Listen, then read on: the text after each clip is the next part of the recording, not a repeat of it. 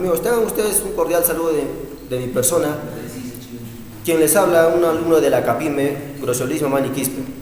En esta ocasión les voy a dar un poco a conocer lo que es procesos de la combustión, flama diabática, circuitos de combustible, gestión electrónica de la combustión. Procesos de la combustión. ¿A qué se le llama proceso de la combustión? Es aquel conjunto de procesos físicos, químicos, por los cuales se libera controladamente parte de la energía interna del combustible. Una de estas partes se va a manifestar en forma de calor. Y tenemos también las reacciones de combustión. Se trata de una reacción de oxidación con la particularidad que se realiza muy rápidamente. Eso también se lo dice exotérmica. También tenemos las fases de la reacción de combustión y se distinguen en tres fases de reacción de combustión. La primera fase tenemos la fase de prereacción, la segunda fase sería la fase de oxidación, la tercera fase sería la fase de terminación. La fase de prereacción.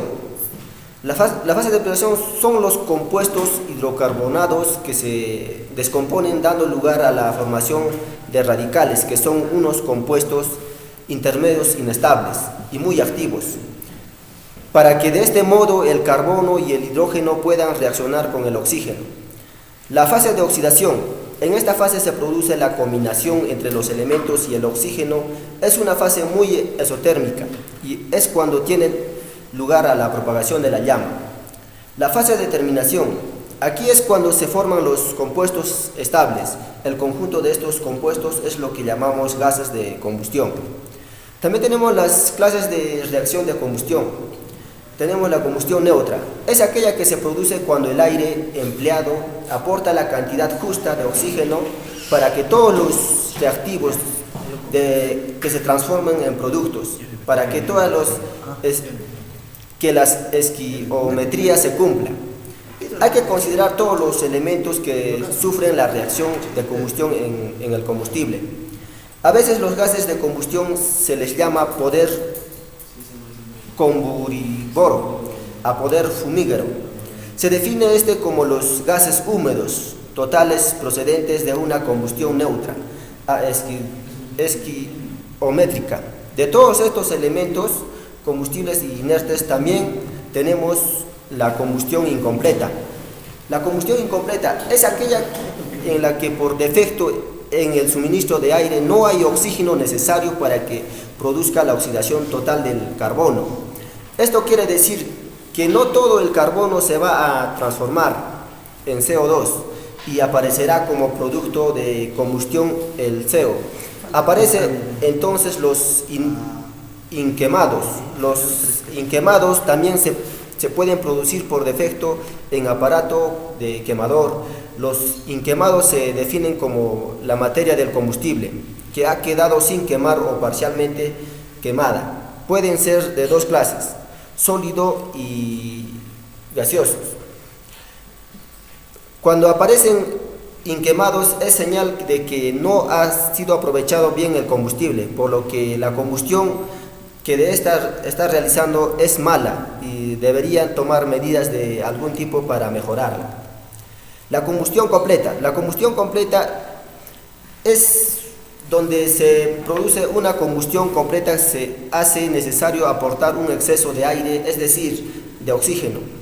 El exceso se realiza sobre la cantidad estequiométricamente necesaria para que todos los productos de combustible sufran la oxidación, tanto el C como el CO2, y en este caso no se van a producir en quemados en la práctica. Se hace difícil conseguir la combustión completa. Por ello es necesario aportar un exceso de aire. El exceso de aire define como la cantidad de aire por encima del teórico que hay que aportar para que se realice la combustión completa del combustible. También tenemos resultantes de la reacción del combustible. En general los productos de combustión se llaman humos. Se definen estos como la masa de compuestos que resultan en un proceso de la combustión. También tenemos el siguiente tema de la flama adiabática. Es adiabático si el sistema no cede ni recibe calor, por lo que se realiza a un calor constante. Para ello se utilizan fronteras hechas con paredes adiabáticas. El circuito de combustible. El combustible generalmente se almacena en tanques dotados de circuitos de serpentines de vapor instalados para evitar que su viscosidad sea muy alta y facilitar que el combustible circule bien por las líneas de alimentación.